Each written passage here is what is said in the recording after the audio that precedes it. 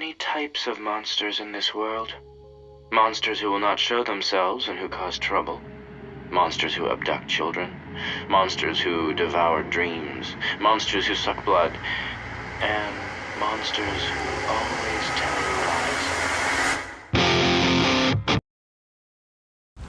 What's up, gang? It's X. Pretty busy weekend, but I'm on a walk with my dog. I figured I'd just get out a video, and I've been wanting to write a video essay about Deathnotes. Maybe I'll write it tomorrow, but I just want to get my thoughts out there, man. Because there's something about just freestyling and just getting your thoughts out there. I think that's the nice thing about being a part of those anime podcasts is we were able to talk quite extensively about anime news or what was going on in the gaming world, or just our own topics that we came up with, which was super duper fun.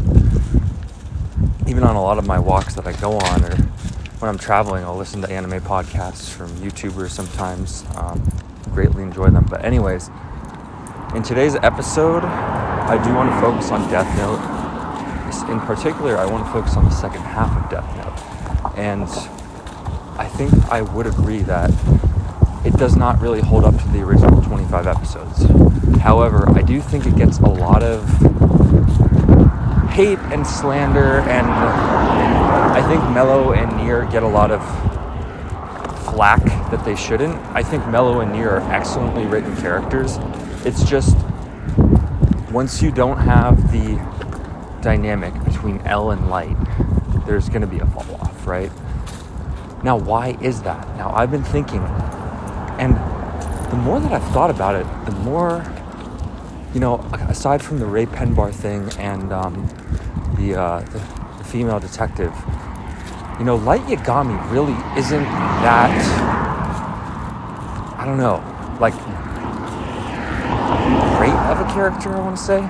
I feel like that show was kind of somewhat carried by L's presence. Like, you know how in Hunter x Hunter, at least for me when I was first experiencing it, Hisoka was kind of the show stealer of like, oh my god, what's this guy going to do? This guy is like the most interesting person when he's on camera, because you don't know what he's about to pull. You don't know if he's about to kill someone, you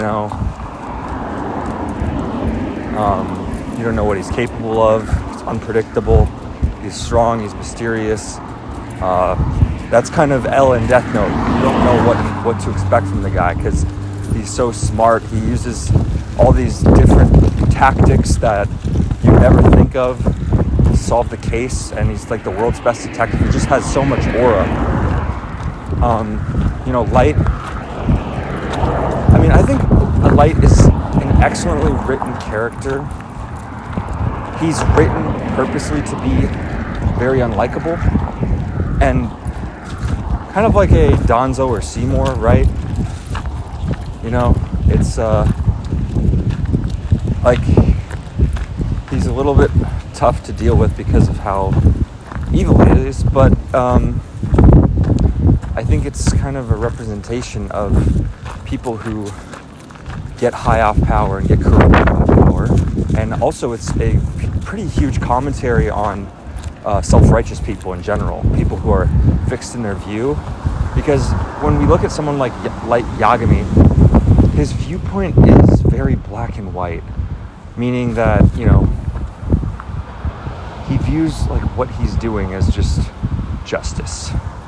And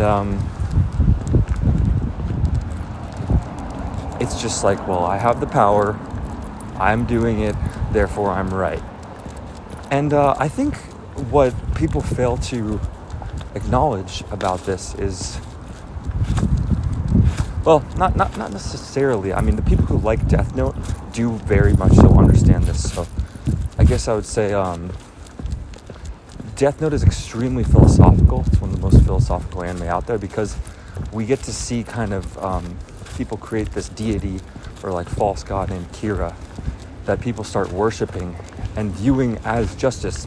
And it sort of shows that morality, there is a moral code in the world, right, that people follow, but that code can be broken when there's a greater force or power that's almost godlike. Then people kind of bend to that. And we see that happen with in the second half, where Light tries to turn the public against Nier.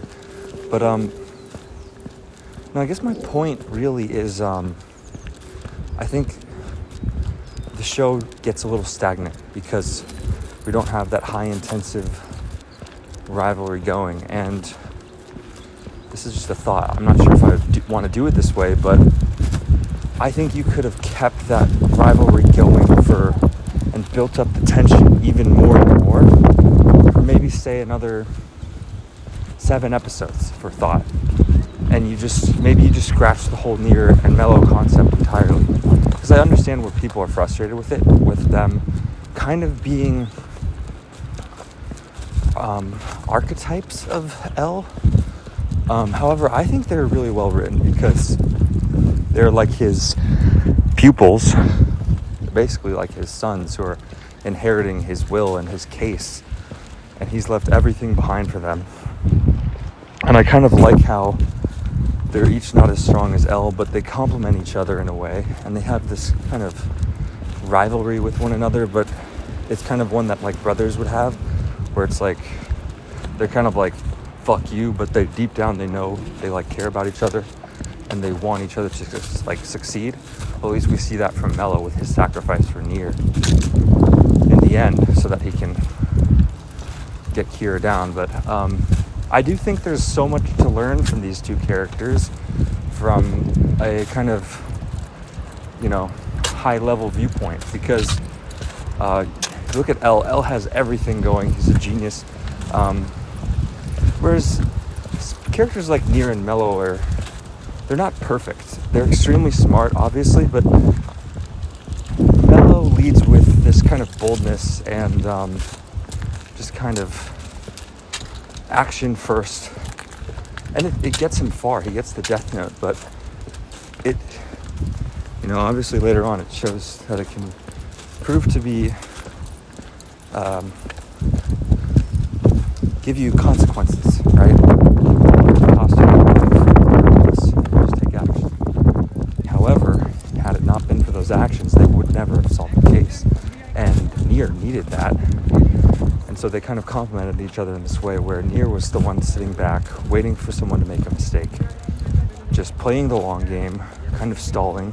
I mean, obviously that can be a bad thing, but when you have Mello in there, taking the risks, doing the grunt work, so to say, of like being on the motorcycle and shit.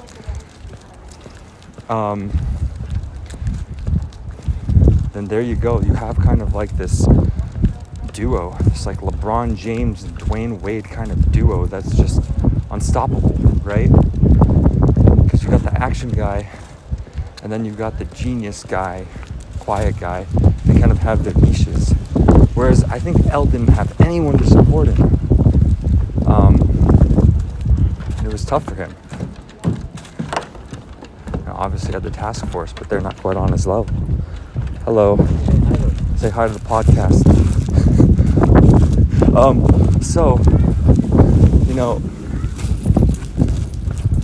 I guess back to my point is, we really get to see the strength in numbers. I guess that's like a Warriors reference right there. But the teamwork is really what sold the deal on the Kira case. Obviously it was Mikami messing up too. And that's one thing that I just always say, it's the manga does that better. It's not an ass pull in the manga. Right? Also, I believe the manga, so the Death Note anime is very like, let's just not sugarcoat, it's very edgy. For an effect, right? It's supposed to be for that high intensive thrill. But I noticed the manga actually read more like a lot more philosophical. Well, not philosophical. It's all the same philosophy, yeah. But in terms of the dialogue and the strategy in the opening, I just noticed it's a lot more. It's a lot more practical for kind of that. On the ground.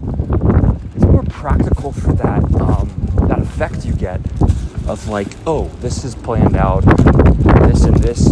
Whereas I noticed in the anime, it's more so like Everything's explained rather quick, paired with the OST, paired with the shifting camera motions for that dramatic effect. You may have to replay it. I find myself doing that too, and it becomes hard to understand, right? For example, lights that we see. I believe that's in episode 4, early on in the show, where it's like set on fire if someone opens it the wrong way. So like in the anime, it's kind of fast paced, it's kind of explained quickly, but in the anime, you get to take your time, you get to break things down.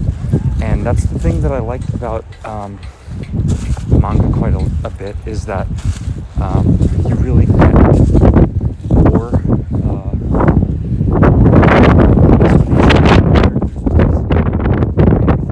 dialogue. So I didn't include Death Note on my manga rankings, which is a shame, because honestly, I do think it is above JJK, and I do think it is above Jagan. That's just how good Death Note is, and how much I like it. I mean, I rewatched it, well, including the manga, it's probably three or four times at this point. There's the wind. But back to Nier and Mellow.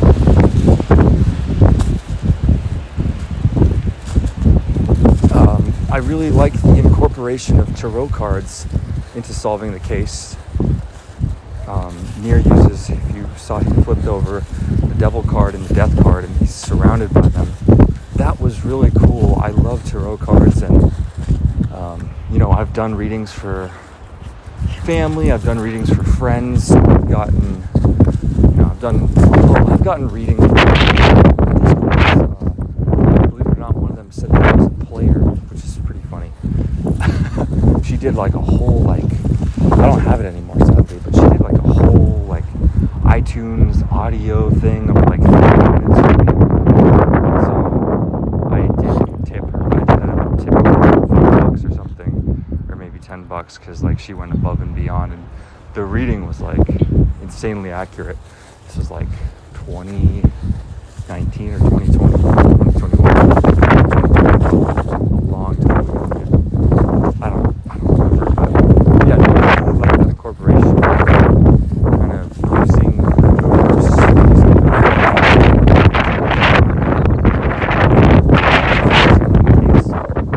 for things, and then also just Mellow, Nier, he's just a kid playing with toys who's a fucking badass, who's just the GOAT detective. How can you not love that, and Mello obviously is a badass too. He's got his own kind of militia or gang or whatever to get the Death Note. I do think where it falls off is that because Mello and Nier are really well written. You have the calm and you have the storm, and you have their different philosophies of Nier being kind of this quiet observer that's just calculating constantly. He's solving his Rubik's Cube. He's gonna completely dunk on you and find that in, no matter how long it takes him. He's finding that in.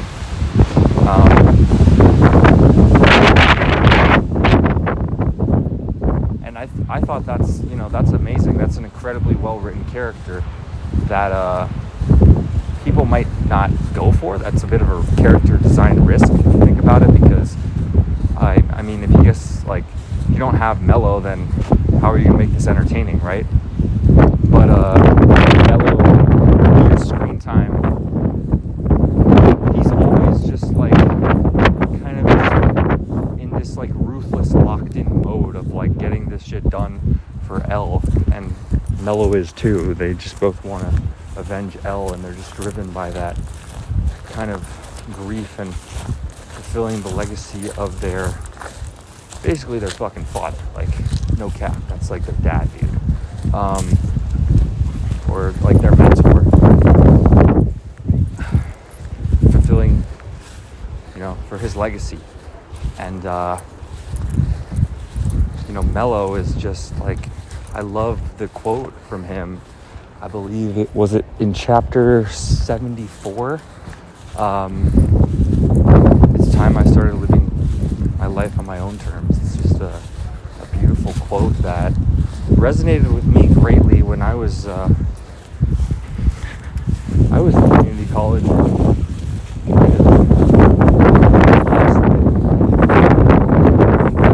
Quote gave me a lot of clarity, and I think that's the kind of quote that I live my life by, and ended up working out for me. Because at the end of the day, you have yourself. And why would you want to live your life on someone else's terms? Why would you want to live your life pleasing someone else? I mean, I guess you could get philosophical with that, and you could say, well, serving others is definitely more fulfilling than just serving yourself. But I do think that there is a time and a place where Mello's quote does ring true for just about everybody. You have to make sacrifices, and you do have to live your life on your own terms if you want to succeed, if you want to reach the goals that you want to reach, if you want to get the dreams that you want to get to. So yeah, kind of just autonomy being explored in Death Note as a theme. You know, it's a very stark contrast between them. Mello kind of has his own little gang, and Nier is part of the SPK. Now, what I really wanted to get at, though, is why are these episodes worse? We have these two extremely well-written characters. You know, obviously Light, well, I don't think he's quite to the degree of character depth and writing of someone like L. He's still a formidable character who's pretty entertaining to watch on screen.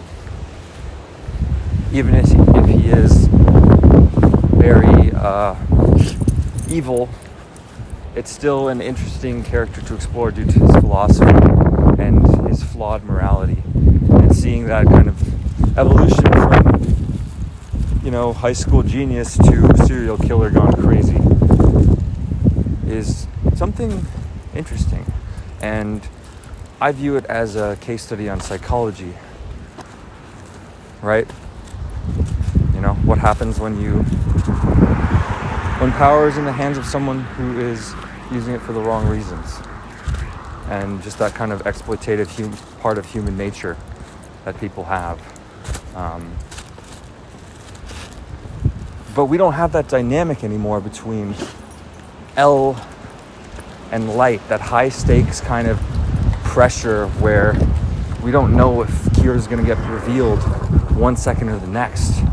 And it's just that kind of inner game of tennis, that chess battle is gone. And it's just, no matter if Mello and Nier are well-written characters that are interesting and really quite great, and there's so much to learn from them, there's still that void of the L-Light dynamic that was so great. It's the best rivalry in any anime, in my opinion. Better than Monster, and I have Monster ranked above Death Note. That's just how good it is. So that's why I think it suffers in quality. I think the episodes are still good. The manga chapters are still good. The ending, the finale is great. It's just, it just can't compare to those first 25.